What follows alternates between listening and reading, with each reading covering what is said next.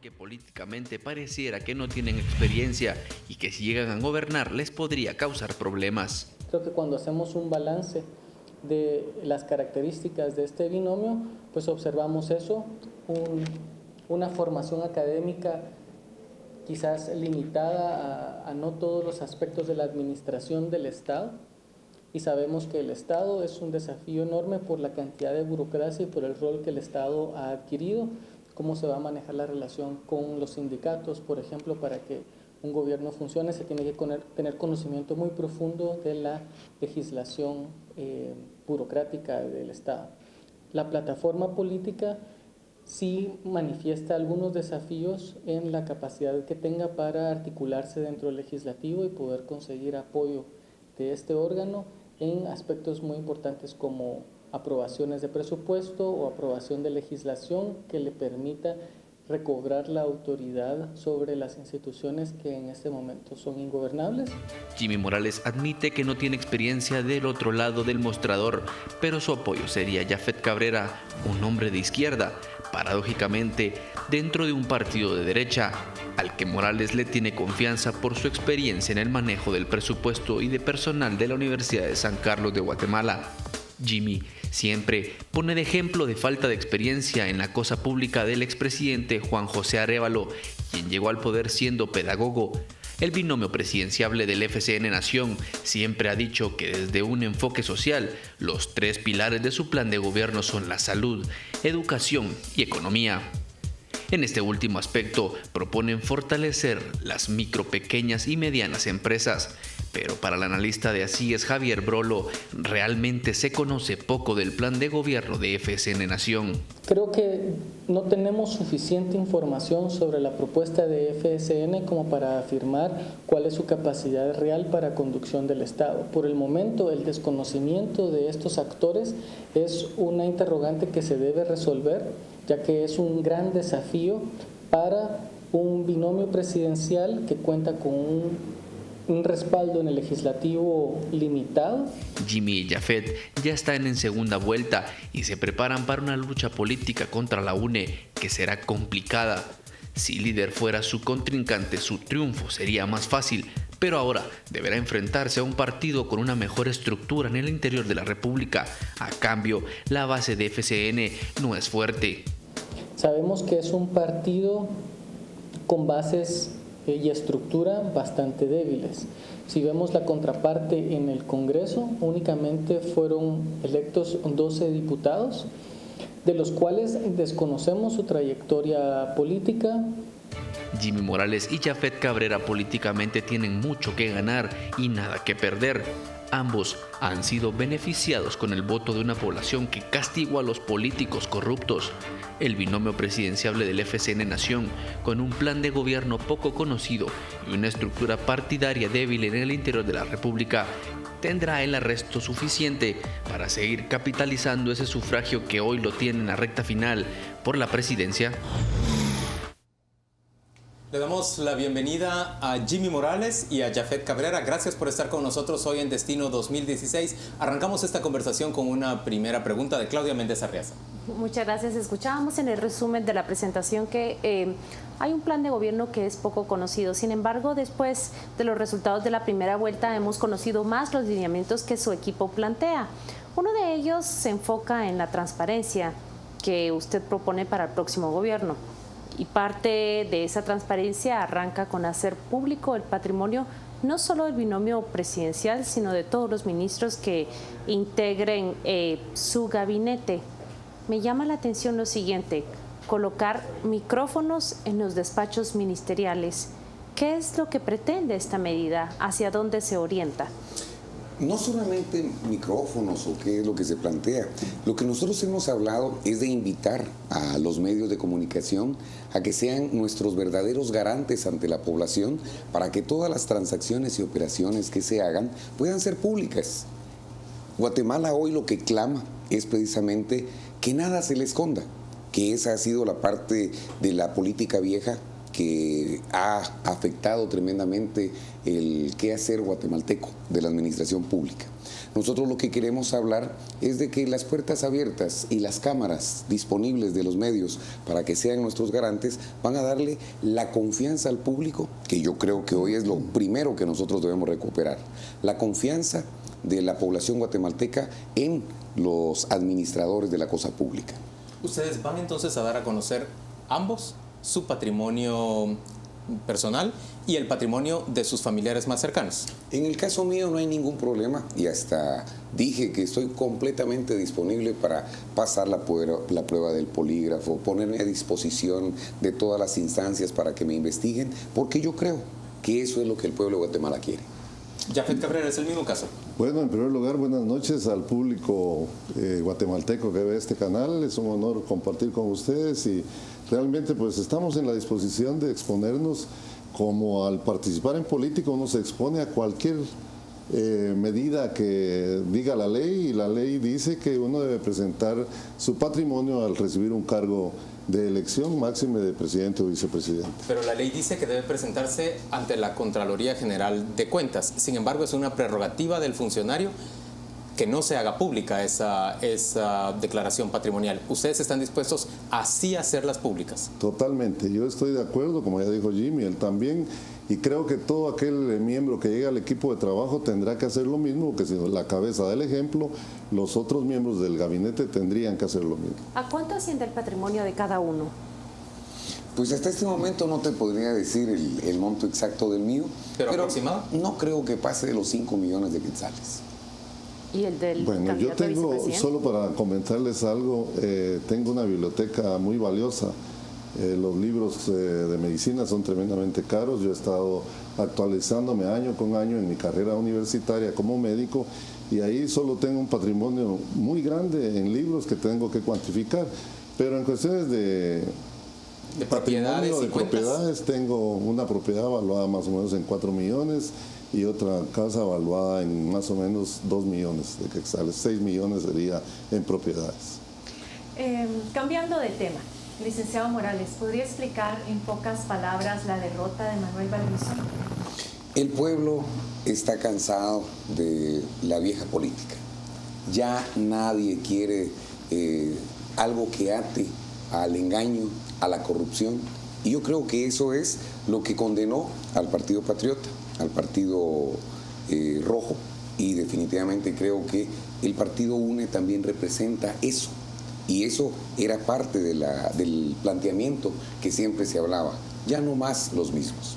Él sufrió la derrota más grande y creo que el pueblo de Guatemala sigue con ese mismo clamor. ¿Y hasta dónde está usted seguro que eso fue más allá de un voto en contra de Manuel Valdizón, el que le favoreció a usted?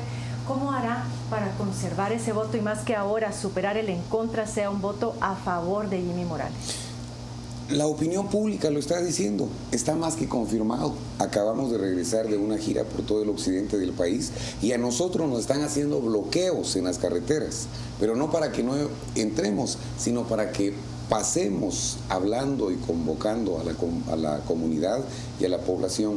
Nosotros tenemos fe de que el clamor popular de esas 22 semanas que estuvieron en la Plaza de la Constitución los guatemaltecos y en distintas plazas de toda la República no eran en contra solamente de Manuel Valdizón, eran en contra de la corrupción y eran en contra de la forma tradicional de hacer política.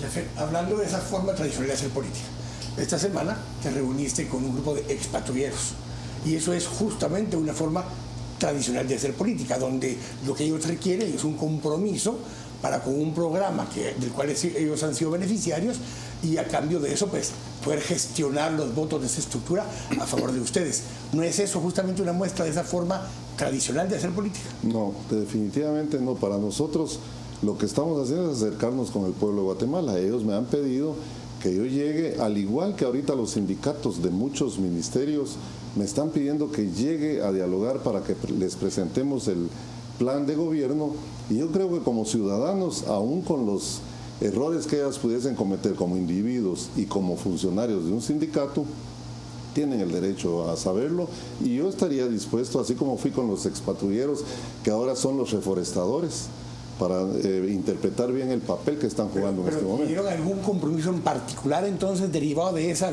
reunión? No, ningún compromiso. Ellos me pidieron que firmara un documento donde les aumentáramos el presupuesto de 50 millones a 150 millones. Y les dije, y ellos llevan ejecutados en este año únicamente 12 millones. Entonces, ¿cómo pretenden elevar el presupuesto si ni siquiera tienen la fortaleza de poder gastarse el dinero que ya se les asignó? Aprovecho para hacer una aclaración, y qué bueno que plantean sobre los compromisos.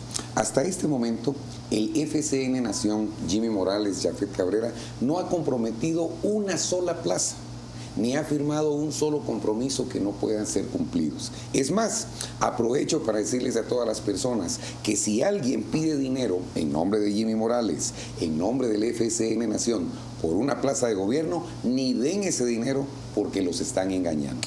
El FCN no vendió una sola plaza de elección popular, ni está vendiendo plazas de gobierno. Se está planteando un gobierno municipalista, en donde todos aquellos candidatos que participaron y no ganaron, pero que tienen un liderazgo considerable, más organizaciones sociales o gremiales de distintos sectores, van a formar una coordinadora departamental, y ellos son los que nos van a proponer los candidatos para los puestos de gobernador, para el director de los consejos de desarrollo, y también asesorarnos quiénes podrían ser las personas que ocuparían las plazas del gabinete departamental. Con eso, nosotros vamos a combatir los focos de corrupción que han sido parte de la historia nacional en la asignación de recursos para infraestructura y proyectos, y con eso hemos estado sentándonos con todas las personas que lo quieran hacer. Todo y eso con suena eso muy bien, pero en concreto, ¿ustedes van a mantener o van a denunciar esos pactos colectivos? Por eso de estoy condiciones diciendo, de trabajo exactamente, que son nosotros estamos involucrando para el a toda Estado? la gente que va a tener participación en un gobierno municipalista. Pero eso no me Con responde eso nosotros si se va a estamos denunciar, garantizando que vamos a transparentar la administración pública en los proyectos de presupuesto. Debo entender que se van a mantener los pactos colectivos, que no se van a denunciar. Debes entender que no es la presidencia la que anula un pacto colectivo. Pero lo es la denuncia. por supuesto, nos vamos a sentar a dialogar, y quien debe declarar si es lesivo o no, no es la presidencia, y eso lo sabes, es la Procuraduría General de la Nación. Y nosotros, más que todos... ¿La República debe o no tener opinión sobre si un pacto de condiciones colectivas de trabajo es lesivo para el Estado y es dañino para los fondos públicos? Totalmente. Hablemos del pacto colectivo del Congreso de la República. Y del desarrollo público. Todos deben ser consensuados y platicados. Pero ¿qué opinión tiene Jimmy Morales sobre esos pactos? Que en todos los casos deberá evaluarse la capacidad financiera que tiene el Estado para poder sobrellevar esas cargas. La propuesta de la UNE, por ejemplo, es que el Ministerio de Finanzas avale ese pacto antes de que se firme, para que diga si hay una disponibilidad de presupuesto para cumplirlo. Y es un procedimiento correcto, porque precisamente es el ministro de Finanzas el que debe evaluar si hay recursos para hacerlo. Ahora, ustedes me podrán responder, si la Comisión de Finanzas del Congreso pide una reducción de 72 mil millones a 52 mil millones, ¿crees que se puede cumplir ese pacto? Pero eso yo lo puedo responder. Sin embargo, es relevante que lo responda quien aspira a ser presidente de la República. Y ese es el planteamiento. ¿Cómo vamos a decir? La respuesta de Jimmy Morales entonces es... Es que se tiene que evaluar. Es que no. No. Fíjate, pues estás poniendo palabras en mi boca que no he dicho. Y lo que estoy diciendo es que la instancia que lo debe revisar exactamente es el ministro de Finanzas, para ver si es sostenible y sustentable. ¿Por qué no atreverse a decir no? En realidad, porque no ese pacto de condiciones colectivas es abusivo. Porque no es esa la función del presidenciable. La función del presidenciable es llegar a la presidencia y buscar los consensos necesarios para encontrar solución a la problemática. Hablaban, y uno de los analistas de Asíes decía, que tenemos una bancada de 11 diputados nada más. Precisamente tuvimos hace poco un congreso de constructores, en donde el otro partido dijo, vamos a empujar la política con nuestros 33 diputados. Y yo dije, no, vamos a luchar por conseguir los 158 votos del Congreso, porque esa es una política de vivienda que beneficia a la población. Y esa es nuestra visión, una visión de unidad, una visión de ya no más confrontación, sino de buscar soluciones reales a la problemática guatemalteca. Permítame interrumpirle ahí sobre esa, ahora que toca el tema de los diputados y las bancadas. Gradualmente, la campaña negra, tanto para su partido como para la UNE, se ha intensificado. La más recurrente en el caso de ustedes es las alianzas que ustedes están haciendo no públicas o no oficiales. Lo están vinculando con el Partido Patriota, con el Partido Líder, sobre todo acá en la capital, en áreas urbanas. Yo quisiera que usted nos explicara claramente hasta qué tipo de negociación está un gobierno suyo, una bancada de FCN Nación, dispuesta a negociar con diputados de otras bancadas, y qué es lo que ustedes no están dispuestos a hacer. ¿Qué es lo que sí hay y no hay de lo que la gente está diciendo de estos posibles vínculos entre su partido y los otros? Gracias por la pregunta, porque nos ayuda a aclarar. Nosotros no hemos ido a tocar la puerta, como se han ido la otra agrupación a tocar puertas por todo el país. A nosotros nos han venido a hablar porque quieren dialogar con nosotros todas las agrupaciones. No tenemos ninguna alianza partidaria, no tenemos ninguna vinculación con ningún otro partido, y les hemos dicho a todos lo mismo. Todos aquellos que quieran apoyar a una de las dos opciones, porque es una segunda vuelta, pueden hacerlo. No hemos adquirido un solo compromiso y gracias a Dios hasta acá no tenemos ningún compromiso con nadie para poderle cumplir en una segunda vuelta. Señores, ¿ustedes han evaluado ya si este programa Bosques de la Concordia es un programa real y existente, si de verdad está cumpliendo con un papel de reforestación, o es solamente una forma de encubrir un pago clientelar a un grupo específico que ofrece votos y busca, por supuesto, una remuneración a cambio? ¿Lo han logrado determinar ustedes? Bueno, ahora que estuvimos dialogando con los reforestadores, nos dimos cuenta en la exposición que hicieron que realmente muchos de los reforestadores se están ganando el salario sin reforestar. Han llegado a sembrar árboles que no existen y de esa manera cobran el dinero. Entonces, lo que hay que hacer es sentarse con esta gente que verdaderamente tiene la necesidad del sustento diario como cualquier guatemalteco, y que se les planteó la solución como expatrulleros para que fueran a sembrar árboles. Entonces nosotros consideramos que eso hay que evaluarlo. ¿Cuál es la certeza del trabajo que están desarrollando? Como guatemaltecos tienen el pleno derecho, no se han podido consumir el presupuesto que se les impone, y verdaderamente tenemos que realizar un estudio en donde se diga cuál es la deforestación real de Guatemala y cómo podemos impactar para que no sigamos deteriorando el medio ambiente. Pero justamente en esa línea, 50 millones de hectáreas presupuestados este año, 12 se ejecutaron. La necesidad de reforestación existe porque se acaba de aprobar la nueva versión de la ley Probosque. Es obvio que hay incentivos fiscales para hacerlo. Podría mantenerse el programa, pero abriéndolo a otros grupos sociales, no necesariamente solo expatrulleros. Bueno, yo creo que ese es el análisis del diagnóstico que hay que hacer. Los expatrulleros es una cantidad de personas que está viviendo de ese presupuesto. Y hay otros miembros de la sociedad guatemalteca que están contribuyendo a la reforestación que debe tomárseles en cuenta. Y hay que llegar a hacer alianzas estratégicas con todo el pueblo de Guatemala para que el país verdaderamente trascienda de esa problemática social que tanto le ha hecho daño. Este programa en particular ha sido catalogado varias veces como un programa clientelar para los SPAC. Y los SPAC hemos visto, hoy lo decía inclusive el diario Prensa Libre, vinculados a temas de seguridad, en el caso de los COCODES y de los consejos municipales de seguridad, que han cometido muchas arbitrariedades y que en lugar de ser una solución al problema de la seguridad de los guatemaltecos se están constituyendo en un riesgo. También han hecho ustedes este análisis, sobre todo sobre la conveniencia de continuar apoyando a estos SPAC, siendo que están siendo también una amenaza para la población en algunos casos. Es interesante eso porque, digamos, precisamente esos vicios de la política tradicional, de la cual nosotros no somos responsables, es contra lo que nosotros queremos luchar. Todo programa social o todo programa que se haya prestado para actos de corrupción, nosotros queremos quitar no el programa, sino que queremos quitar la corrupción. 75,000 hectáreas se consumen de bosque anualmente y solo se están sembrando 25,000. Ahí ya tenemos un déficit. ¿El programa es malo? El programa no es malo. La corrupción que ha estado dentro de ese programa, eso es lo que hay que quitar. Y así todos los programas sociales, las campañas negras, que nosotros vamos a quitar los programas sociales, no. Nosotros lo que vamos a quitar es la corrupción que se ha dado dentro de esos programas sociales y precisamente el tema de la politización para poder llevar votos hacia los distintos partidos, eso es lo que ha reinado en la política tradicional. Nosotros no firmamos ningún compromiso con estas personas que nos pidieron que se diera viabilidad a un programa de esa naturaleza.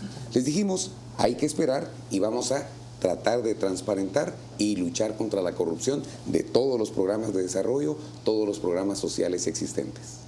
Quisiera traer, licenciado Morales, al tema financiero, ¿no? Porque de alguna forma se viene el presupuesto para el año próximo en aprobación y hay temas interesantes, ¿no? Prioridades, me imagino yo, que son vitales: salud, seguridad, justicia y educación, ¿no? Entonces quisiera preguntar cuál sería su versión, digamos, su aspiración en cuanto a la asignación del presupuesto. Ya sabemos que hay un candado, digamos, fuerte, porque hay que pagar deuda vencida, ¿no? Entonces eso nos deja unos 12.000 millones ahí flotando en el aire. Pero actualmente educación tiene un 18% del presupuesto, más o menos, salud un 8%, y entre Ministerio Público, organismo judicial y otros temas de seguridad, pues no llegan ni siquiera al 10% del presupuesto anual. ¿Cree usted que la asignación es correcta? ¿Usted visualiza una diferente distribución de la asignación? ¿En qué va a priorizar? Está más que claro, sí tenemos un plan, aquí está, y precisamente nos hemos sentado con personas que, Miguel Ángel, que ha estado dentro de la formulación del CATUM 2012-2032. 14.000 personas se sentaron a hacer ese trabajo, que no es un plan de partido ni es un plan de gobierno, sino que es un plan de país, que priorizaron en 5 áreas y hay 61 políticas públicas, de las cuales 16 son huérfanas, que ni siquiera han empezado a funcionar y las demás están a mitad, por un problema. En Guatemala planificamos de forma incorrecta, por lo menos lo que es el Estado. En base a una cifra que se calcula con un año de anticipación, proyectando el Producto Interno Bruto del año siguiente, y se le calcula el 11%, y en base a una cifra hacemos un plan, cuando lo que tendríamos que ver es cuál es el problema, y en base a ese problema buscarle una solución. Y eso es la política pública que nos va a dar una temporalidad y un costo. Para tener ese costo, nosotros no tendríamos que decirle, miren, solo tiene 100 quetzales para recorrer un camino de 1,000. Y es ahí donde nos tendríamos que poner de acuerdo, y el CATUM planteaba eso, que no se esté haciendo de la forma correcta. Eso es lo que nos ha condenado de aquí para atrás. Ahora, volvamos a la pregunta. Priorizar está salud. ¿Por qué? Porque un niño enfermo no puede estudiar. Un adulto enfermo no puede trabajar. ¿Usted querría entonces que de los 53 millardos que hay disponibles de recursos tributarios, se ubiquen cuántos en el área de salud? Lo que se necesita. Nosotros estamos viendo ahorita que tenemos 1.492 centros hospitalarios, desde el centro de salud más pequeño hasta el hospital nacional más grande. Todos sin medicina, sin equipamiento, con infraestructura completamente colapsada. Y este dato lo saqué también del CATUM 2012-2032. Y peor aún, con pagos atrasados a personal, con médicos que están trabajando jornadas de 28 hasta 48 horas con sueldos de 4,000 quetzales. Entonces, ¿cuánto se necesita? Por eso, ¿cómo quieren que dé una respuesta cuando tenemos que sentarnos a ver cuál es el problema? Que es lo mismo que vuelvo a decir. Como administrador de empresas y profesional de las ciencias económicas, tenemos que ver el problema. Constitucionalmente tenemos que aprobar presupuesto antes del 30 de noviembre. Y por eso tenemos que llevar la propuesta al Congreso de la República al ver la asignación presupuestaria de la forma equivocada y hacer un replanteamiento de todo el presupuesto para ver cuánto es lo que podemos asignar y priorizar. Aquí hay un tema clave, por ejemplo, los 12.295 millones de educación, el 90% es en salarios. Y eso me trae la pregunta que decía Juan Luis hace un momento, ¿no? Si ya están los pactos colectivos previendo que cada año sube un 12%, ¿qué margen de maniobra hay? Nulo. Por eso la pregunta del pacto colectivo es muy importante. Por eso, ¿denunciarlo o no? Porque si no, tenemos una riqueza presupuestaria insuperable. Por eso la respuesta es que ese ya fue denunciado.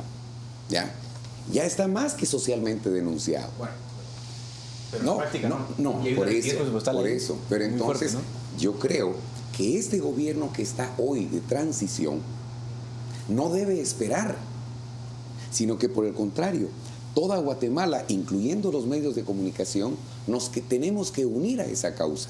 Porque quiero aclarar algo, y lo digo, de denunciar el pacto. a la causa de sacar adelante a Guatemala. Guatemala es lo que hoy nos une y lo que provocó todos los movimientos sociales que se han dado. Y yo creo que hoy Guatemala debe unirse. No es responsabilidad de un hombre, es responsabilidad de una nación. Jimmy Morales, tenemos que ir en este momento a una pausa comercial. Vamos a volver dentro de muy poco en Destino 2016. Nos acompaña hoy el binomio presidencial del partido FCN Nación. Jimmy Morales, Jafet Cabrera están con nosotros. Vuelva, por favor, después de esta breve pausa comercial.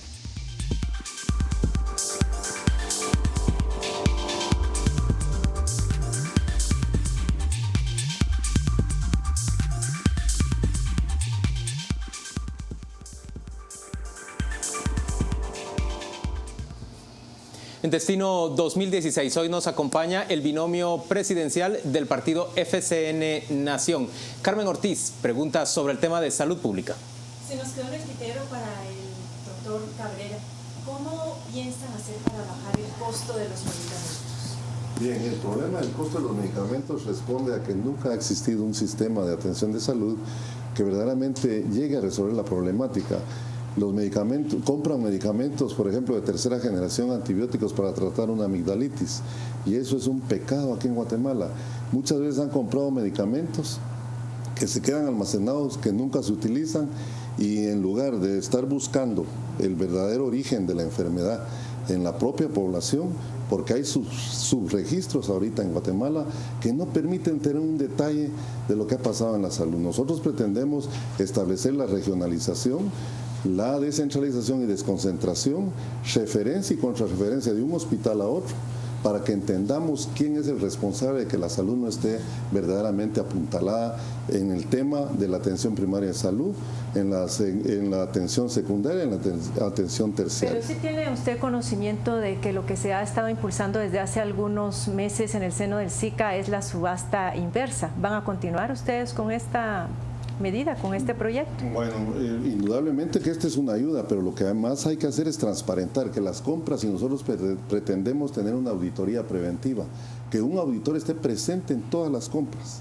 De esa manera se va a saber la calidad, el costo y el beneficio para el pueblo de Guatemala. Si no, vamos a seguir siguiendo con la vieja política de que compran bajo aspectos que se desconocen y que no llegan esos medicamentos a los hospitales, y los hospitales están desabastecidos. Yo creo que es un problema complejo, fácil de resolver, porque ahí entra la corrupción por las empresas que han dado dinero para las campañas millonarias. Nosotros no llevamos ningún compromiso y por lo tanto en este momento decimos vamos a hacer las cosas transparentes. Ciertamente hay una gran corrupción desde la proveeduría.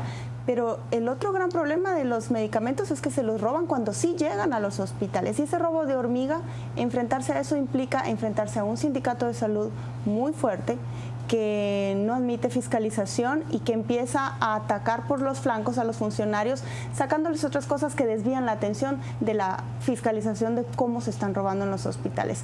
¿Cuál cree usted que es la medida para que controlen lo que se roba de lo que sí se compra? Le quiero comentar que el fin último de nosotros es servirle a Guatemala. No somos políticos que llegamos para querer ir a robar y a apañar esas situaciones que se dan en los hospitales. Yo fui director de muchos hospitales del país y me encontré con ese problema. Y en su momento capturamos y denunciamos a los responsables. Fuimos objeto de amenazas de muerte, pero cumplimos el deber de hacer las cosas bien. Le estoy hablando de hace varios años en el país. Yo fui funcionario del Seguro Social, conozco el Seguro Social, y ahí fue donde yo tuve dirigencias de hospitales en donde verdaderamente hicimos las cosas transparentes. Señor Morales, la auditoría en la compra de medicamentos, la auditoría en el área de educación no es la única que ustedes anuncian. Han hablado los organizadores de su programa o estrategias de gobierno de una auditoría clave, y ha dicho José Ramón Lam que no será pagada la obra pública que no pueda ser supervisada antes. ¿Anuncian ustedes una auditoría a esa deuda flotante del Ministerio de Comunicaciones? cómo enfrentar esa tarea, cómo enfrentarse ante ese grupo de constructores con los cuales se ha reunido o probablemente de los cuales conoce apenas una parte y emprender esa faena. Un buen principio es pagar lo que se debe, y eso es un principio personal y debe ser un principio nacional. La auditoría en Guatemala normalmente se ha hecho a nivel de números, pero no se ha hecho una auditoría de calidad. Nosotros creemos, y vuelvo al punto, que tenemos que hablar con todos los sectores, incluidos los constructores. Si hicieron una construcción, está hecha, y es de la calidad que debió haber sido hecha, hay que llegar a un acuerdo de cómo pagarlo. Si no, estamos rompiendo un concepto de confiabilidad y de credibilidad. Nosotros hemos dicho que lo que tenemos que recobrar es precisamente la credibilidad del pueblo de Guatemala. Y la empresa es parte del pueblo de Guatemala. Las organizaciones sociales son parte del pueblo de Guatemala. Así es que nuestra buena voluntad es pagar lo que se debe y no pedir nada regalado, sino por el contrario, como les he dicho a los amigos de la comunidad internacional, algo tenemos que tener los guatemaltecos. Pero tenemos que empezar a creernos la dignidad nacional, para no estar solamente pidiendo, sino estar dispuestos a obtener y pagar aquello que se obtiene. ¿Cuáles proyectos viales son prioritarios en un plan de gobierno de Jimmy Morales? La carretera de Tajumulco hacia la costa, una de las poblaciones más olvidadas, que tienen que recorrer cientos de kilómetros por una carretera muy mala y pudiesen con un tramo de 15 kilómetros sacar sus productos agrícolas a la costa para poderlos comercializar de mejor forma.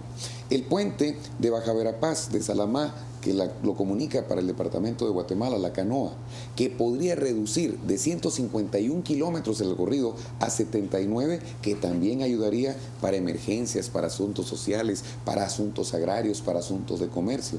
El río de Sayaché, el puente La Paz, que no se tiene y se tiene que utilizar ferry. Y así empezamos a hablar de tanta infraestructura que se necesita. Por ejemplo, la carretera que baja de la cumbre de San Pedro Pinula para San Luis Jilotepeque, que ha sido inaugurada 10 veces. Hablé con un hombre notable y, por cierto, quienes empezaron a hablar del gobierno de notables somos nosotros. Y qué bueno que las condiciones de la forma vieja de hacer política están tomando los buenos ejemplos. El señor Ricardo Castillo Sinibaldi, que por cierto nos está asesorando y nos está apoyando en temas de transparencia, me dio un consejo y me dijo: elimine las primeras piedras, porque aquí se inauguran muchas primeras piedras, pero nunca se inauguran finales de obra.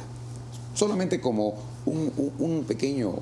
Justamente en esto que está hablando Jimmy, y el tema del apoyo de Ricardo Castillo Sinibaldi, la COPRED ha sido utilizada como una herramienta más de extorsionar a algunos funcionarios que para poder generar las condiciones de transparencia. ¿Cuál sería el rol de la COPRED bajo la coordinación de Jafet Cabrera? Bueno, yo creo que la responsabilidad es del presidente. Yo he dicho que las comisiones es un verdadero compromiso de gente que no llega a tener responsabilidad de resolver las cosas. En las comisiones se pierde, y eso es la transparencia no ha funcionado precisamente porque esa comisión se ha plegado a los intereses particulares de la propia vicepresidencia en el momento del actual gobierno que finalizó. Por consiguiente, nosotros estamos conscientes que hay que revisar esa comisión, y si no fuera necesaria y la responsabilidad es de la vicepresidencia, se eliminaría un gasto del presupuesto que pudiera ser ahorrado para llevarlo a otra instancia como la educación, la salud. Yo creo que esa es responsabilidad neta del vicepresidente, que indudablemente puede tener asesorías que respondan ante los problemas de la Contraloría, que es otro ente que está fallando. La Contraloría verdaderamente tiene que responsabilizarse de lo que está haciendo porque lo ha hecho mal.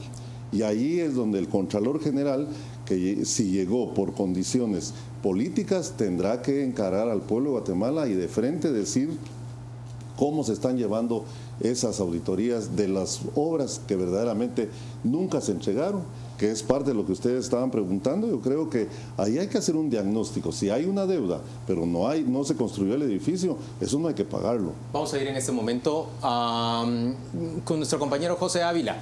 Él nos dice qué se está comentando durante esta conversación en las redes sociales. Adelante, José. ¿Qué tal? tal, Juan Luis? Muy buena noche. En efecto, tenemos bastante interacción, comentarios, preguntas por parte de los usuarios. Cabe resaltar que hoy nos visitan los presidenciable y el vicepresidenciable por el partido FCN Nación. Vamos a pasar de forma rápida a Facebook. Iniciamos con Julio Vinicio Franco, que nos dice: al señor Cabrera, ¿considera dejar las arcas nacionales como dejó el plan de prestaciones de la USAC? Vamos con Danilo Jr., que dice: tengo 3 preguntas porque no tiene plan de gobierno. Es una, ¿qué personas conformarán su gabinete? ¿Por qué a estas alturas un candidato aspirante a una contienda electoral ya debería tenerlo? ¿Y por qué hay alianzas con el Partido Patriota en Alta Verapaz? Algo que ya mencionaban anteriormente. Ernesto Capacitador dice: hola, mis preguntas son estas. ¿Le pondrá competencia al IX para que dejen de ser tan prepotentes y tengamos un seguro digno? ¿Permitirá que los adolescentes sean juzgados por sus delitos y dejen de ser considerados como en conflicto con la ley? Y para que dejen de usarlos las maras y además se haga justicia. Vamos con más interrogantes. Tengamos aquí quién es el que le patrocina su campaña y cuál es su estrategia para controlar la economía de nuestra nación. Encontramos más comentarios aquí abajo. Juan Carlos López dice: me gustaría saber si como presidente terminaría con la discriminación en los trabajos hacia las personas de la tercera edad. Marco Ortiz nos dice: ¿quiénes integran su gabinete y por qué papel tendrá Abemilua en el gobierno? ¿Quién será su ministro de Gobernación? Leamos más comentarios acá de Facebook. Tenemos uno de Ana Asturias que dice: de verdad y en serio, ¿cómo combatirá la corrupción y la violencia? Vamos con Miguel Rocha. ¿Qué sucedió en Taluleu y las 2 sedes? ¿Corrupción? ¿Pago de compromisos? ¿O qué? Vamos con Danilo Jr., que dice, bueno, esto ya lo habíamos leído anteriormente. Pasamos con Claudia Estrada, que dice: ¿cuál es su plan de acción para alcanzar unas finanzas públicas sanas, equilibradas y sostenibles? Leamos uno más aquí abajo, que dice Luis Alfredo, nos comenta quién es el que le patrocina su campaña. Vamos a ver, otro más por acá abajo. Y Axel Molina, este es el último, está dispuesto a bajar el salario un 30% al Poder Ejecutivo en mandos altos y medios, anular muchos contratos, especialmente los anómalos y que lesiona la economía del país, así como los 022, 023, 029, T031, que muchos son por compadrazgo, familiaridad. Tenemos estos comentarios a través de las redes sociales. Recuerde estar participando con nosotros. Agradecemos su participación porque gracias a ellos somos Trending Topic en Twitter. Recuerde Destino 2016 y Destino FCN. Con esto, Juan Luis, vamos a volver con ustedes para que continúen con las interrogantes al presidenciable y al vicepresidenciable. Tomamos al menos 2 de las preguntas que fueron planteadas por nuestros televidentes. Vamos a ir con el candidato a la vicepresidencia, Jafet Cabrera, y que nos diga en concreto cómo dejó el programa de pensiones de la Universidad de San Carlos. Restablecido. El plan de prestaciones, cuando yo tomé la rectoría, se le debían 60 millones de quetzales, porque de ahí se tomaba para pagarle a los catedráticos por la guerra fratricida que vivió el país. ¿Y por qué dicen que quedó sin fondos? Eso es una falsedad, como no han encontrado cómo hacer campaña negra contra mi persona, ahí está demostrado. El sindicato de la Universidad de San Carlos en su momento me entregó una carta de agradecimiento por las cosas que hice a favor del plan de prestaciones. Hay otras características que pudieran ellos estar implementando, pero yo dejé fortalecido al plan de prestaciones de la Universidad de San Carlos y lo pueden llegar a investigar a la universidad. Jimmy Morales, perdón, tengo una pregunta para Jimmy Morales. ¿Quién va a ser su ministro de Gobernación? Hemos platicado con varias personas. Está Jorge Luis Donado, es criminalista, es un hombre de mucha experiencia en temas de seguridad, es un hombre que, aparte de que tiene experiencia también en investigación criminal. Jorge Luis Donado. Jorge Luis, no estoy diciendo que él sea. Estoy diciendo que él es una persona que ha estado cercana a nosotros y que podría ser un excelente candidato. Pero nosotros hemos dicho siempre a toda la población, y lo volvemos a decir, si ustedes tienen personas que crean que puedan pertenecer a un gabinete representativo, las puertas están abiertas. Si vamos a tener la posibilidad de hacer un gobierno de transparencia, un gobierno completamente alejado a la forma tradicional de hacer política. Se escucha ya un nombre de su ministro de Agricultura. ¿Tiene usted ya una propuesta? Está el doctor Solano, que nos ha presentado unos estudios fabulosos. También está Elder Figueroa, que tiene un conocimiento vasto en temas de ambiente, el mismo Federico Franco, que tiene mucho conocimiento en temas de ecología y temas de agricultura. Son personas que han estado trabajando todo lo que son las mesas de agricultura y medio ambiente. Si ustedes se dan cuenta, tenemos suficiente conocimiento de personas y gente proba, que puede ser investigada, por supuesto. Señalamientos de mentiras, tampoco, ¿verdad? Pero señalamientos serios, nadie de nuestra gente que ha estado trabajando con nosotros tiene. Aquí precisamente está todo, y lo trajimos porque sabíamos que iba a surgir la pregunta. La vez pasada mostré este. Aquí está. Si quieren, ustedes nos pueden decir de qué área quieren que trabajemos, y con mucho gusto. Aquí está seleccionado toda la gente que ha estado trabajando con nosotros en las distintas mesas, y todo esto no es nada que estemos haciendo improvisadamente. Nosotros verdaderamente nos hemos preparado con todo el deseo de servir a la población guatemalteca, y no tenemos un solo compromiso económico. Así es que podemos escoger a aquellas personas que realmente representen los intereses de la sociedad guatemalteca. Los recursos humanos definitivamente son importantísimos, pero también los recursos financieros. ¿Podría indicarnos 3 medidas en concreto para mejorar los ingresos financieros del país, incluyendo de una vez el tema del IVA? ¿Si han pensado ustedes elevar el IVA? Hablar de impuestos ahorita sería lo menos correcto. Recuperemos la moral tributaria del país. Después de lo que sucedió con el esclarecimiento del tema, o mejor dicho, con el señalamiento de la línea, yo creo que ningún guatemalteco estaría en posibilidades de recibir de un gobernante un incremento a los impuestos. Nos quedamos entonces con los 53 millardos que en este momento tenemos como ingresos. Nos quedamos ahorita con la pregunta que me hacía de qué políticas vamos a tomar. Hay que hacer una reestructuración de la SAT, pero eso hay que llevarlo al Congreso de la República para que se revise la ley orgánica y todos los temas que tienen que ver con reestructuración de la SAT para eficientar el trabajo de recaudación. Tenemos que acudir a temas de tecnología para poder mejorar el tema de recaudación, y definitivamente tenemos que trabajar un tema de aduanas y puertos en Guatemala, porque por ahí nos está entrando demasiado contrabando y están entrando más de 48,000 contenedores, y muchos miles de ellos no están siendo custodiados ni están tributando. En concreto, una respuesta directa. ¿En concreto están ¿Sí o no al aumento del IVA? No. No al aumento del IVA. Por lo menos. Vamos a ir a una pausa comercial. Volvemos dentro de muy poco.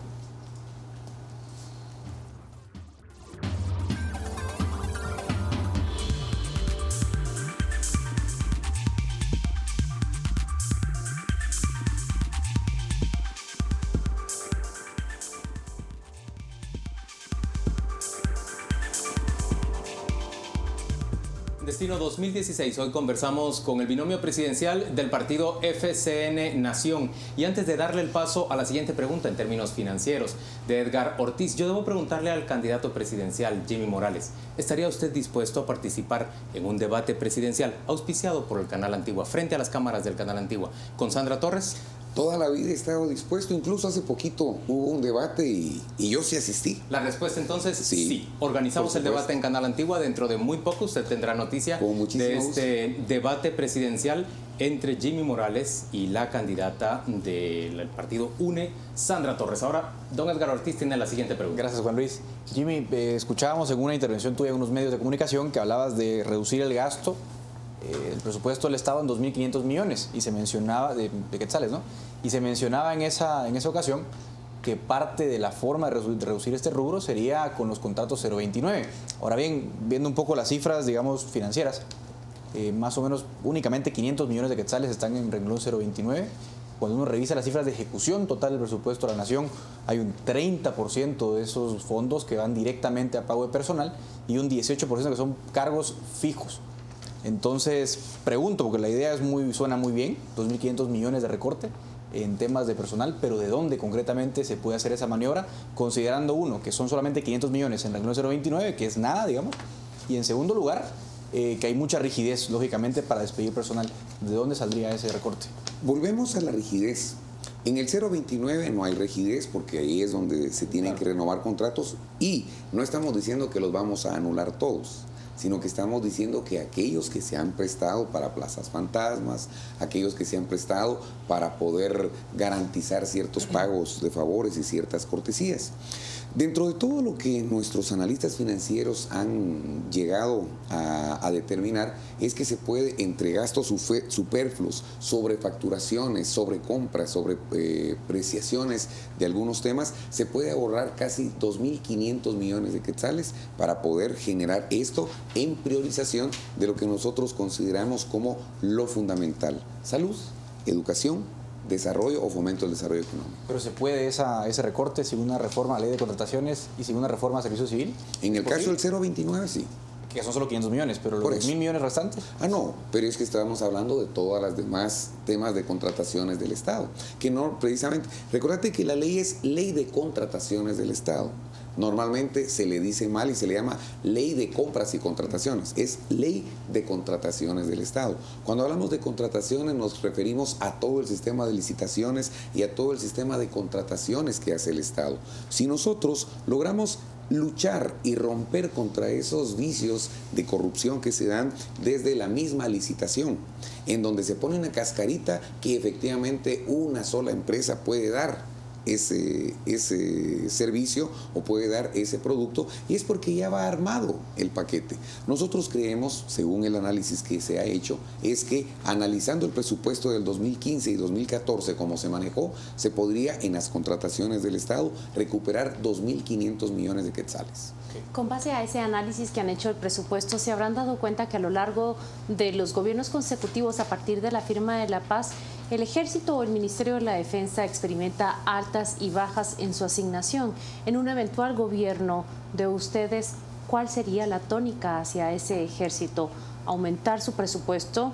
¿Disminuirlo? ¿Cuál es la visión que ustedes tienen? Estamos en tiempos de paz y los tiempos de paz merecen un ejército en tiempos de paz.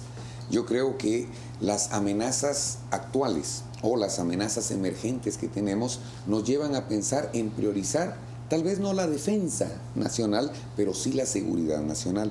Y la seguridad nacional tiene que ver con las amenazas actuales como el narcotráfico, tiene que ver con el calentamiento global y las catástrofes naturales, tiene que ver con todo el tema de la delincuencia organizada, nacional y transnacional, y hacia eso tenemos que priorizar temas como la investigación criminal, la inteligencia y todo aquello que pueda darle logística, tecnología y movilidad a todas nuestras instituciones de seguridad. Entiéndase defensa, entiéndase gobernación, entiéndase Ministerio Público. Nosotros creemos que el ejército per se no necesita una asignación más, pero creemos que el tema de seguridad debe ser abordado como lo que es un sistema que debe ser fortalecido. Hubo una pregunta de las redes sociales que quedó en el aire, pero que es importante y que atañe a su respuesta: pandillas. Y preguntaba el usuario qué hacer, por ejemplo, con estos menores de edad que son reclutados por las pandillas y que incurren en delitos que lo hemos visto, por ejemplo, tirar una bomba hacia un camión repartidor, colocar una granada en un bus del transporte público. ¿Cómo se aborda un problema semejante? Desde la presidencia lo tenemos que abordar en la prevención del delito, porque si nos vamos al tema penal, nos tendríamos que ir al sistema judicial o a cambiar las leyes desde el punto de vista o desde el organismo legislativo. Nosotros como presidencia debiéramos prevenirlo a través de la investigación criminal y a través de actividades realmente importantes. El Ministerio de Cultura, el Ministerio de Deportes y Recreación debiera jugar un papel importante en la prevención del delito. Esos niños de 12 a 17 años que hoy son contratados como sicarios, que abandonaron en el 5º año la primaria, muchos de ellos, no tienen un lugar donde desarrollar los dones, los talentos histriónicos que tienen. ¿Por qué? Porque no hay teatros, porque no hay academias de música, no hay academias de artes ni de bellas artes. Nosotros creemos que el trabajo desde la presidencia debe ser desde la prevención del delito. Walter Minches, nuestro secretario municipal de Coatepeque, es el presidente de la Casa de la Cultura de Coatepeque. ¿Qué financiamiento y qué real proyección tienen sin recursos las casas de la cultura en el país? Y como comandante general del Ejército, ¿usted le exigiría a su ministro de la Defensa que se pague mediante cheque y no en efectivo a la tropa, lo cual ha dado lugar durante muchos años a que se infle el número de personas que se encuentran en las tropas del ejército y por lo tanto se creen plazas fantasmas. Me causó un poquito de sonrisa, perdón, pero es que sería otro paradigma roto. De cabo a comandante general del ejército, creo que también sería histórico en el tema del humor nacional, que yo creo que también hay que perderlo. Todo lo que pueda transparentar el proceso administrativo, nosotros lo implementaríamos. Creo que sería una muy buena forma, aunque habrá que ver cómo va a ser el amigo de la tropa allá en una comunidad muy lejana para poder trasladarse hasta un lugar donde haya un banco, cambiar el cheque y regresar a su comunidad. A esas alturas prácticamente ya no hay comunidad del país, ya no hay municipio del país que no tenga agencias bancarias. Es muy arriesgado decir lo que estás diciendo. No, es un hecho. No, es muy arriesgado porque tendrías que tener un estudio real. Y nosotros no queremos, bajo ninguna circunstancia, afectar a ninguna persona. Alguien me habló hace poquito de discriminación positiva y le dije, como presidente, no. Como presidente, igualdad. Ese debe ser el principio que debe reinar en la visión de un gobernante, que ni siquiera aspira a ser político, pero usted sabe quizá que el estadista, pero no político. Señor Morales, usted sabe que el Ministerio de la Defensa es sumamente opaco en su ejecución. 100% de su asignación para este año ha sido contratado sin someterse a ningún concurso, nunca dan acceso a la información, responden rápidamente, pero diciendo que por seguridad nacional nunca van a transparentar sus finanzas. ¿Usted está dispuesto a enfrentarse a ese ejército en pro de esa transparencia que usted promueve? He estado dispuesto a enfrentarme a todo como político nuevo. Y estoy dispuesto a enfrentarme a todo aquello que sea corrupción, esté en el ejército, esté en el Ministerio de Cultura, esté en cualquier instancia del Ejecutivo, con mucho gusto estoy dispuesto para hacerlo. Jimmy, solo quiero regresar un poco al tema que planteaba Claudia con respecto al tema de prevención. Desde el punto de vista de la prevención, una de las cosas que se ha manejado también fue todos los proyectos de los programas sociales, una forma de retener a los jóvenes y a los niños en las escuelas. ¿Cómo se operarían los programas sociales durante tu gobierno? ¿Se mantendrían vigentes los programas sociales?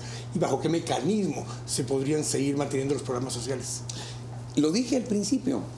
Han estado mintiendo diciendo que nosotros queremos quitar los programas sociales, pero no bajo ninguna circunstancia. Por el contrario, nosotros lo que queremos quitar es la corrupción y el clientelismo político que se ha prestado a los programas sociales. Nosotros hemos propuesto las escuelas de artes, oficios y negocios que pueden funcionar muy bien en las mismas instalaciones del Ministerio de Educación. ¿Por qué artes, oficios y negocios? Porque hay muchas personas que tienen talento, pero no saben cómo llevarlo a una forma económica rentable para su subsistencia. Nosotros pensamos que a la par de un programa social debe ir de la mano un programa de desarrollo que le permita a las personas no solamente tener el sustento del día, sino poco a poco generarse aquella actividad o aquella forma de poderse ganar y sostener la economía propia y familiar. Todo esto, licenciado, está muy vinculado, y esta pregunta tal vez es para el doctor, está muy vinculado también con lo vulnerable que es Guatemala ante los efectos del cambio climático. Eso es, yo creo, que la mayor vulnerabilidad que tenemos, más allá del narcotráfico, de las extorsiones, etcétera. ¿Cuál es la agenda que ustedes tienen para mitigar los efectos del cambio climático, considerando que el próximo año se anticipa una gran sequía como no se había visto en años en esta región? Yo solo quisiera agregar a lo de los proyectos sociales o los programas sociales. Ahí hay una cosa muy importante. Se creó en el gobierno de la UNE, siguió en el PP. ¿Y qué ha sucedido? La desnutrición en el área rural está en el 65%. Los programas sociales deben de llegar a donde más se necesita, fortalecerlos. Y en este caso, la mitigación de los problemas de medio ambiente, indudablemente tienen que ver precisamente estos programas sociales que deben encararse ante la problemática que pueda surgir de cualquier naturaleza. Somos un país vulnerable a los terremotos, somos un país vulnerable a las sequías y a las inclemencias de los inviernos catastróficos, y en ese sentido nosotros tenemos todo un programa de desarrollo que verdaderamente va a representar los programas sociales, pero llevados en su justa dimensión y sin ningún clientelismo político. Pero ¿cuáles son los 3 o 4 pilares sobre los que descansa esa agenda para la mitigación de los efectos del cambio climático? La prevención. Es vergonzoso hablar que en Guatemala se está muriendo gente de hambre. Es vergonzoso hablar de un canal seco donde hay una precipitación de más de 500 milímetros anuales. En otros países, con menos de eso en todo el territorio nacional, tienen sistemas de acumulación de agua adecuados. Pero eso con el doctor cuesta dinero, Solano, licenciado, y si no hay recursos. ese es precisamente el punto de la primera pregunta. Nosotros aquí hacemos planes en base a un presupuesto y no en base a una solución. Si yo quisiera comprar una casa y no tengo el dinero de junto, ¿qué hago? Pido un crédito, pero lo utilizo para comprar la casa, no lo utilizo para irme de viaje a Europa. Si en Guatemala necesitamos sistemas de riego, sistemas de captación de agua, microtúneles y túneles de captación de agua, hay que invertir en eso. Pero hay que convencer a la población y hay que presionar al Congreso para que apruebe préstamos que realmente vayan a la construcción de la infraestructura que necesita Guatemala. Entonces, ¿su propuesta es endeudamiento? No. Mi propuesta es que tenemos que buscarle solución a los problemas y tenemos que preverlos. Y preverlo no es el próximo año. Preverlos es que cada 5 años tenemos el efecto de la niña y cada 5 años el efecto del niño. Cada 5 años hay inundaciones, cada 5 años hay sequías. Y no podemos seguir de la misma forma. Es por eso que estamos en política, porque la vieja forma de hacer política nos lleva a esa forma de pensar. ¿Usted sabe que los principales commodities de Guatemala, los principales productos de exportación, azúcar, hule, en buena medida, sí, han caído de precio? El café va rumbo a una caída de precio. Y el cardamomo. ¿Cómo se enfrentará eso en un gobierno suyo? ¿Cómo se enfrentará esa crisis, con una crisis fiscal también y con una gran demanda, por ejemplo, proveniente de los problemas ambientales? Sentémonos a la mesa todos los involucrados en el problema. Tenemos que pensar que hay productos tradicionales, pero también hay productos no tradicionales. Tenemos que pensar que Guatemala es el 0.02% del mercado mundial y podemos buscar todo un 98.98% de mercado internacional a través de las exportaciones. Podemos pensar en la generación de turismo. Podemos pensar en que nuestros grandes elementos de turismo, desde el Caribe hasta el Pacífico, el mundo maya... Pero con 16 muertos diarios y con escasa infraestructura es difícil entonces, generar turismo en gran escala. Por eso, si a cada propuesta le buscamos 1000 problemas, ese es uno de los grandes problemas que no deja salir a Guatemala. Y por eso estoy invitando a que nos sentemos todos los actores, a que le busquemos solución a la problemática.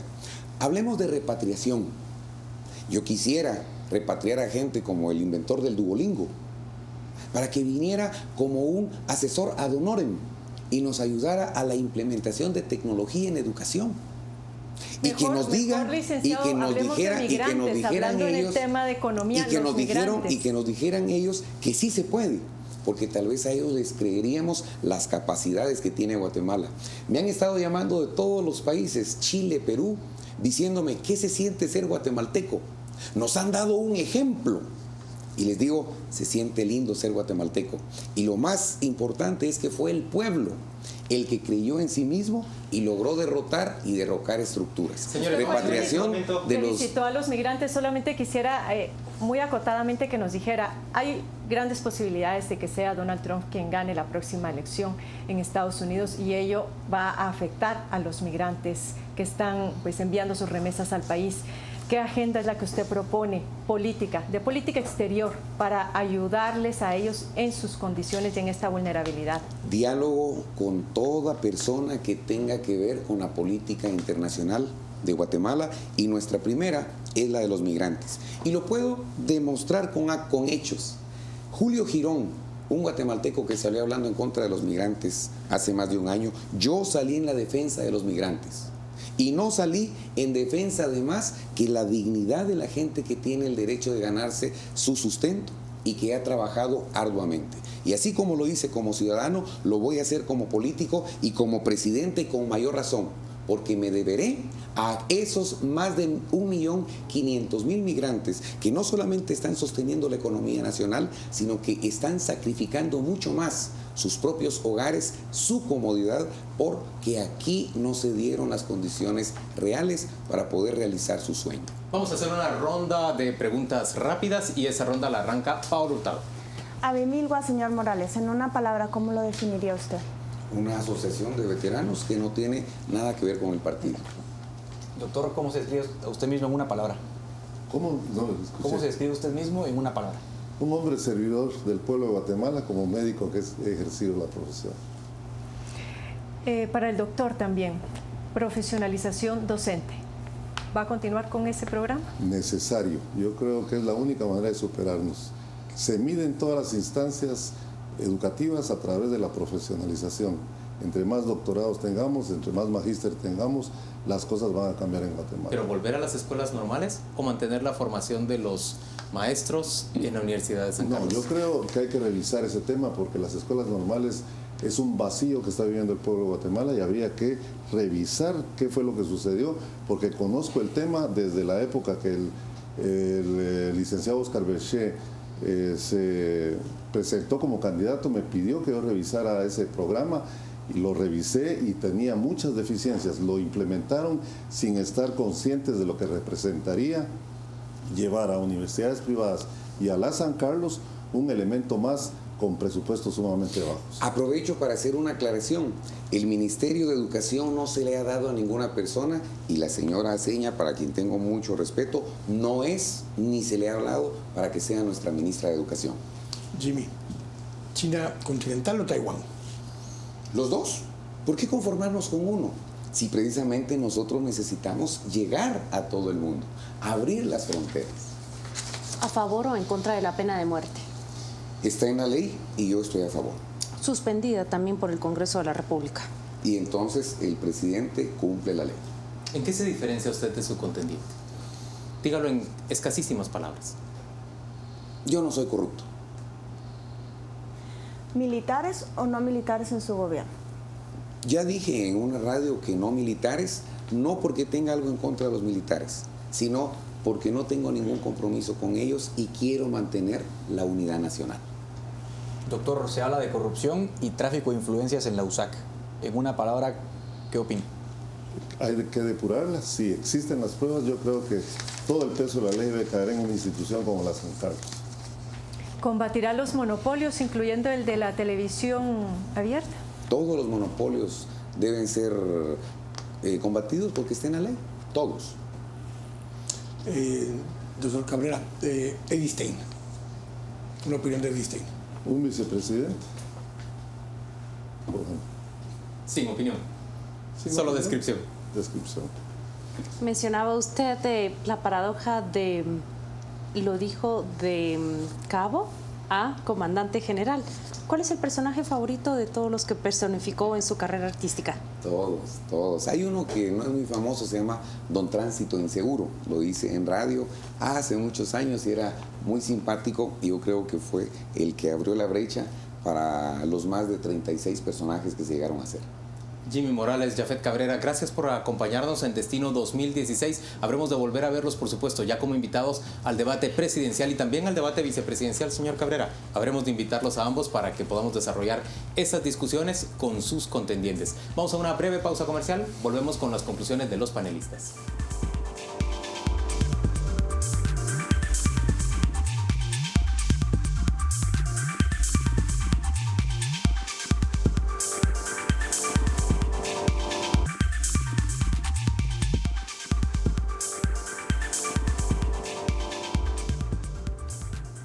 Estamos de vuelta en Destino 2016. Presentamos ahora a los panelistas nuestras conclusiones muy rápidas, muy concisas sobre esta conversación con el binomio presidencial de FCN Nación. Arranca Carmen Ortiz. Gracias. Quiero mencionar que lo primero que me llamó la atención fue verlos entrar con su plan de gobierno. Esta es una de las críticas más fuertes que se les había hecho y la fortaleza de la señora Sandra Torres. En esta ocasión, él, al igual que ella, traía en mano su plan de gobierno y pues lo enseñó a las cámaras. Lo que veo por parte del binomio es que están en una situación ahorita de querer ganar votos y en áreas precisamente en aras de ganar estos votos, son muy tibios en sus posiciones. Fueron tibios en cuanto a los pactos colectivos y, digamos, no tibios, sino que sí preocupante el tema de que no hayan querido tocar el tema de las finanzas públicas y cómo van a hacer para mejorar y sanear esas finanzas. Eso lo hacen únicamente por motivos electorales, pero me parece que no es responsable porque definitivamente nada de lo que os puedan traer escritos, si no se aborda ese tema de profundidad, es poco realmente lo que se va a poder hacer. En el caso del señor Jafet Cabrera me llamó mucho la atención el tema de que no mencionó lo de la subasta inversa para la compra de medicinas, siendo que esa es una de las soluciones posiblemente más de fondos en este momento que permitiría terminar con esos monopolios que hay en la venta de medicinas. Me dio la impresión de que no estaba muy empapado del asunto, pero en términos generales de la primera vuelta hacia ahora me da la impresión que siguen quedándose en la superficie, pero no van a los temas de fondo. Yo retomo algo que dije, creo que fue hace como 4 meses, la primera vez justamente que vino Jimmy Morales, donde en esta segunda vuelta tenemos los dos extremos que yo planteé ese día. A una persona con vasta experiencia, aunque nunca ha ejercido un cargo per se, pero con vasta experiencia y conocimiento en temas de gobierno, con alguien que obviamente no lo tiene. Pero eso justamente es esos dos extremos que teníamos en la elección y hoy en segunda vuelta son justamente esos dos extremos. Y lo que el electorado va a tener que encontrar es, quisiera que alguien hubiera venido aquí hoy y dar una cátedra acerca de lo que es hacer gobierno, lo cual implicaría que ya hizo gobierno, o quisiéramos a alguien que tal vez es neófito en todo esto, tiene poco conocimiento y profundidad, pero justamente eso es lo que lo hace diferente. Ese es el dilema más profundo que hoy tiene el electorado, que nos está viendo ahora y que creo hasta el día de hoy, a 28 días justamente de las elecciones, no lo han resuelto. Bueno, en general coincido con unos planteamientos. Es verdad que es superficial, pero también creo que domingo tras domingo hemos visto muchas superficialidades, no solamente de ellos, sino también de otros, ¿no? Quizás el tema más preocupante es el financiero, porque el tema financiero no es porque es un tema afín a mis intereses, pero es vital porque es lo que te dice qué puedes hacer y qué no puedes hacer. Entonces ahí sí me preocupa que haya un poco manejo del tema porque te dice que hay poca idea de lo que se puede hacer o no se puede hacer. En segundo lugar, el planteamiento central que le lleva a él al primer lugar es el tema de la corrupción.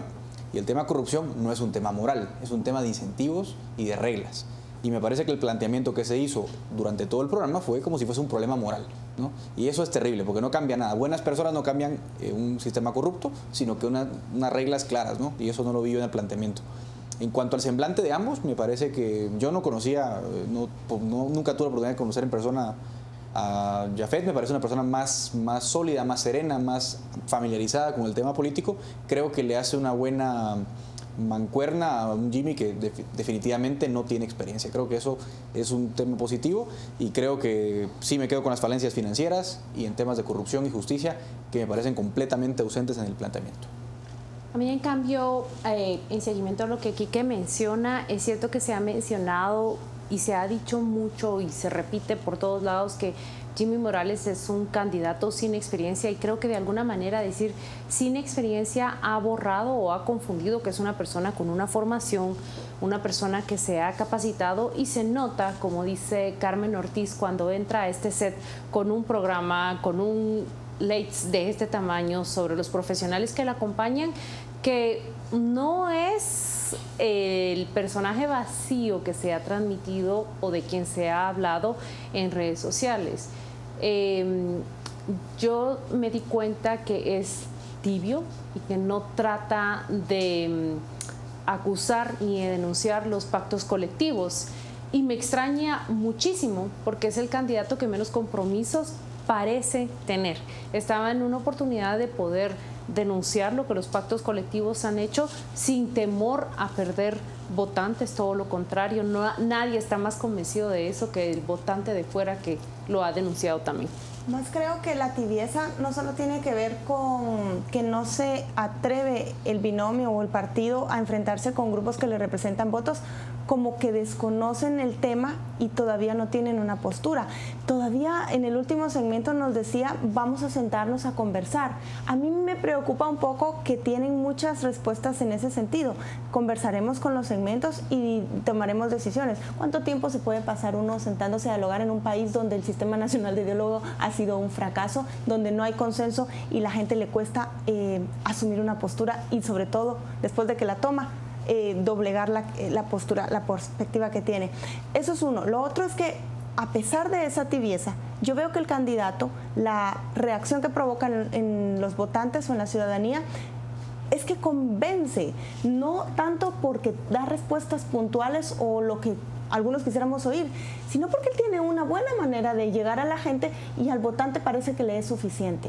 No porque tenga propuestas, sino porque le parece esa apelación a la emotividad y a sus intereses y que eso le está sacando el buena ventaja. Ahora, en el momento de hacer gobierno, si este partido gana, va a tener una avalancha de sentarse a dialogar con mucha gente porque no tiene propuestas todavía concretas y todavía no tiene una postura. Y ahí es donde deja de ser importante la emotividad y es importante la toma de decisiones. A ver, yo en general veo mucha vaguedad y mucha retórica en su planteamiento, muy pocas respuestas concretas y un interés de no comprometerse específicamente, excepto en que nos dice no al IVA, dice no al aumento del IVA. En el resto de cosas prácticamente no se quiere comprometer. Vamos a ver, vamos a platicar y depende de lo que platiquemos entre todos, ahí vamos a decidir cómo va la cosa. Eso me genera mucha inseguridad y mucha desconfianza a mí como ciudadano frente a la propuesta que me están haciendo. En cambio, me genera bastante más certeza cuando con claridad ambos integrantes del binomio me dicen, este es mi patrimonio, está valuado en tanto y pues yo lo voy a hacer transparente y voy a pedirle a todos los integrantes de mi equipo que lo hagan transparente. Otra cosa positiva, me gustó cómo reaccionó frente a la pregunta de Claudia cuando habla del involucramiento de muchos jóvenes en las pandillas y en las maras. Cuando nos habla de prevención y le da un papel más decoroso que el que ha tenido hasta ahora el Ministerio de Cultura y Deportes en esa lucha por impedir que los jóvenes se integren a las pandillas, digamos que ese es un punto que a mí me llama la atención. Señores, dejamos hasta aquí esta conversación respecto del binomio presidencial Jimmy Morales, Jafet Cabrera. Le invitamos a usted, por supuesto, a que nos siga acompañando en cada emisión de Destino 2016. Ya ha conocido usted que Sandra Torres Casanova como Jimmy Morales han aceptado participar en un debate presidencial que va a ser organizado por el Canal Antigua. Muy pronto le tendremos noticias sobre la fecha en que habrá de desarrollarse, sobre las bases en que habrá de desarrollarse y, por supuesto, vamos a empezar a plantearle a usted cuáles son las preguntas fundamentales en torno a las cuales deben discutir los dos aspirantes a la presidencia de Guatemala. Que descanse usted. Feliz noche.